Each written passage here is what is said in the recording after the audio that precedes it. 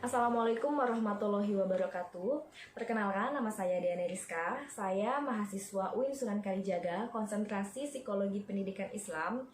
Nah, pada kesempatan kali ini saya akan mempresentasikan tugas mata kuliah Pendidikan Nilai dan Spiritual Islam yang diampu oleh Profesor Dr. Haji Mara Gustam yang berjudul Pendidikan Spiritual dalam Perspektif Said Hawa. Nah, sebelum saya menjelaskan lebih jauh mengenai bagaimana sih pendidikan spiritual dalam perspektif Said Hawa, saya akan membacakan terlebih dahulu tentang biografi singkat mengenai Said Hawa. Said Hawa ini merupakan seorang tokoh dakwah yang dimana namanya masuk ke dalam deretan tokoh-tokoh Islam berpengaruh pada abad ke-20. Nama lengkapnya adalah Said bin Muhammad Dib bin Mahmud Hawa An-Nuaimi atau yang lebih dikenal dengan sebutan Said Hawa. Said Hawa ini lahir di Hammah, Syria pada tahun 1935.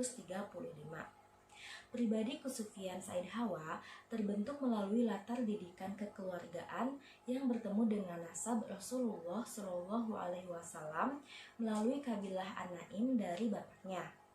Faktor tersebut diperkukuh oleh lingkungan masyarakat Hammah yang kuat pegangan keagamaannya. Nah, sejak kecil Said Hawa ini diasuh dengan budaya ilmu dengan membaca Al-Quran dan ilmu akademik serta ilmu agama melalui didikan bapaknya. Seiringnya dengan itu, beliau meminati perkembangan politik kepartaian sejak usia belia. Nah, setelah lulus SMP, Said Hawa melanjutkan studinya ke tingkat SMU. Pada akhir tahun ajaran kelas 1, Said Hawa akhirnya bergabung dengan gerakan Ikhwanul Muslimin. Penceburan dirinya dengan gerakan Ikhwanul Muslimin ini membuka ruang yang banyak untuk beliau bertafakur dan melakukan koreksi diri.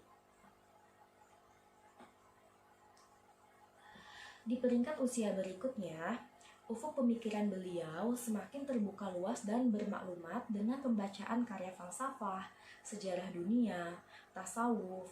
Ketika usianya menginjak usia 20 tahunan, Said Hawa semakin bertumpu kepada tasawuf dibandingkan dengan sebelumnya. Nah, titik penting dalam jiwa kesufian Said Hawa ini bermula melalui pembelajarannya dengan Syekh Muhammad Al-Hamid. Di samping Syekh Muhammad Al-Hamid, beliau juga belajar pada Syekh Muhammad Al-Hashimi. Kedua syekh tersebut ini amat dikasihi oleh Said Hawa serta membekas di hati beliau dan kuat mempengaruhi kehidupan beliau. Nah, Said Hawa menjadi tokoh spiritual terkenal di zamannya dan belajar dari beberapa syekh. Bahkan, ia telah diberi ijazah atau lisensi secara tertulis dari beberapa syekh sufi dalam bidang dakwah dan irsyad, suluk, dan tarekat. Nah, konsep tasawuf Said Hawa ini sesungguhnya sangat dipengaruhi oleh Imam Al-Ghazali, terlebih lagi melalui kitab Ihya Ulumuddin. Said Hawa memandang bahwa kitab Ihya sebagai ensiklopedi Islam terbesar.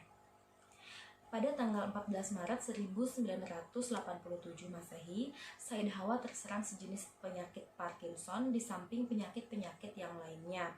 Tepatnya pada hari Kamis tanggal 9 Maret 1989 Masehi, beliau kembali ke pangkuan Tuhan Yang Maha Esa. Nah, Said Hawa ini memiliki karya berkisar dakwah, akhlak, gerakan yang diminati para pemuda muslim di negeri-negeri Arab dan Islam. Sebagian besar karyanya telah diterjemahkan ke dalam berbagai bahasa. Di antara karya tulis maupun bukunya yang telah diterbitkan sebagaimana yang telah disebutkan oleh Said Hawa sendiri dalam bukunya Hazihi Tajribati, yang salah satu judulnya ialah Tarbiyatur Ruhiyah, yang dimana saat ini saya coba presentasikan kepada teman-teman semua. Nah, itulah tadi sekilas biografi singkat mengenai perjalanan hidup Said Hawa. Sekarang kita beralih kepada pendidikan spiritual dalam perspektif Said Hawa itu seperti apa sih?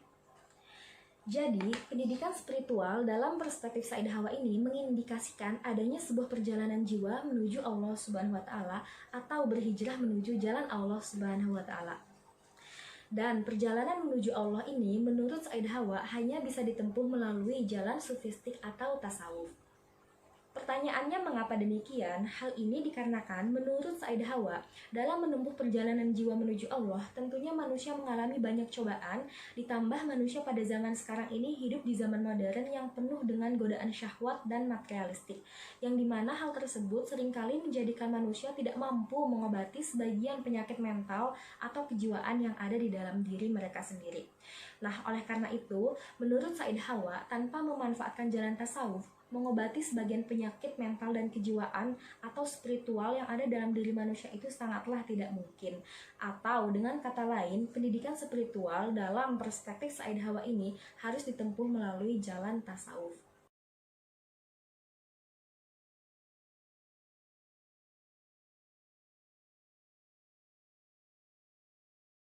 Baiklah, sebagaimana telah dikatakan di awal bahwa pendidikan spiritual dalam perspektif Sayyidah Hawa ini mengindikasikan adanya sebuah perjalanan jiwa menuju Allah Subhanahu wa taala. Adapun perjalanan jiwa menuju Allah Subhanahu wa taala yang dimaksud oleh Sayyidah Hawa ialah perpindahan dari nafs yang kotor menuju nafs yang baik, dari akal yang non syar'i menuju akal yang syar'i, dari hati yang kafir menuju hati yang sehat, dari ruh yang jauh dari Allah menuju ruh yang makrifat kepada Allah. Atau singkatnya, perjalanan jiwa menuju Allah ialah perpindahan dari pribadi yang belum sempurna menuju pribadi yang sempurna, termasuk kesempurnaan dalam mengikuti perkataan, perbuatan, dan hal Rasulullah SAW.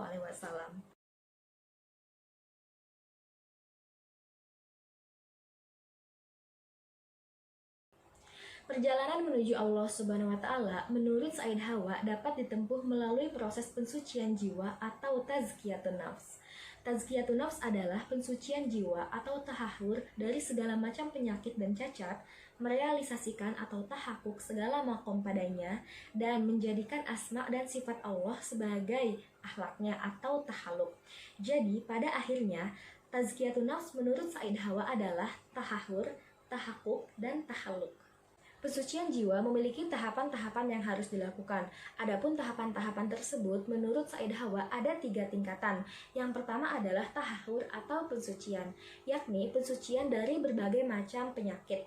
Adapun penyakit yang dimaksud seperti kafir, fasik, bid'ah, musyrik, dengki, ujub, sombong, cinta dunia, cinta kedudukan, dan mengikuti hawa nafsu.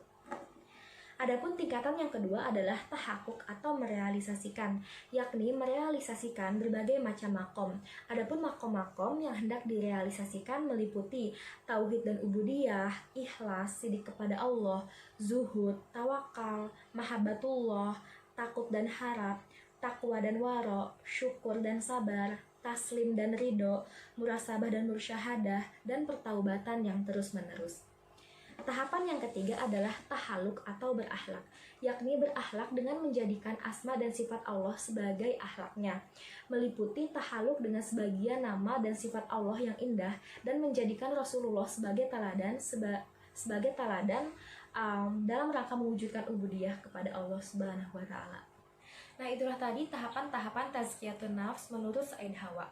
Nah, untuk selanjutnya, tazkiyatun nafs ini memiliki sarana atau wasilah dalam pensucian jiwa. Nah, adapun sarana-sarana tazkiyatun nafs menurut Sayyidah Hawa ini ada 8. Nah, yang pertama adalah sholat. Nah, sholat ini merupakan sarana terbesar dalam tazkiyatun nafs. Menurut Sayyidah Hawa, sholat mempertajam makna ubudiyah, tauhid, dan syukur. Nah, selain itu, sholat juga merupakan bentuk zikir kepada Allah Subhanahu wa taala. Yang selanjutnya adalah zakat dan infak. Nah, zakat dan infak ini merupakan sarana terpenting kedua dalam tazkiyatun nafs. Infak di jalan Allah merupakan hal yang dapat membersihkan jiwa dari kekikiran. Nah, sarana yang ketiga adalah puasa. Puasa ini menduduki derajat ketiga setelah sholat dan zakat. Hal ini dikarenakan syahwat besar yang bisa membuat manusia menyimpang adalah syahwat perut dan kemaluan. Nah, oleh karena itu menurut Sayyidah Hawa, puasa merupakan pembiasaan terhadap jiwa untuk mengendalikan kedua syahwat tersebut. Sarana selanjutnya adalah haji.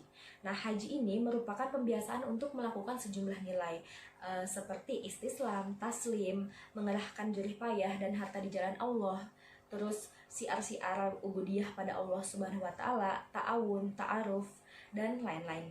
Yang selanjutnya adalah tilawatil Quran. Nah, tilawatil Quran dalam pandangan Sayyidah Hawa ini merupakan sarana yang dapat menghaluskan jiwa. Sarana selanjutnya adalah zikir dan tafakur. Tafakur yakni memikirkan terhadap ciptaan Allah dan ayat-ayatnya, baik ayat-ayat Qur'aniyah maupun ayat-ayat kauniyah. Yang selanjutnya adalah amar ma'ruf nahi munkar dan berjihad di jalan Allah. Nah, itulah beberapa sarana-sarana tazkiyatun nafs atau pensucian jiwa menurut Said Hawa.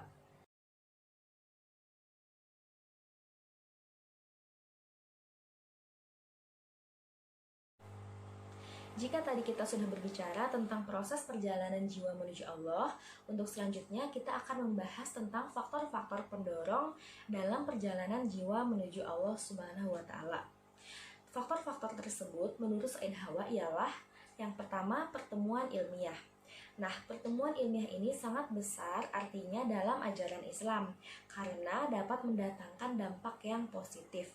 Termasuk di dalamnya ialah majelis taklim untuk menelaah Al-Quran, hadis, fikih, bahasa, tasawuf, dan lain sebagainya.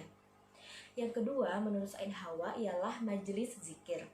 Nah, menurut beliau, mengadakan pertemuan-pertemuan zikir dan ilmiah serta melibatkan diri untuk bergabung dengan orang-orang saleh adalah hal yang signifikan untuk menolong seseorang menuju jalan Allah Subhanahu wa taala. Yang ketiga adalah senandung syair. Menyenandung bait syair merupakan kebiasaan yang berlangsung pada masa Rasulullah SAW. Said Hawa mengatakan, senandung syair pada masa Rasulullah SAW menutupi seluruh kehidupan umat Islam dan menggerakkan gairah keislaman. Ada kalanya menggetarkan rasa dan semangat jihad. Yang selanjutnya adalah mengkaji buku-buku perjalanan jiwa menuju Allah dan kisah-kisah kehidupan orang saleh.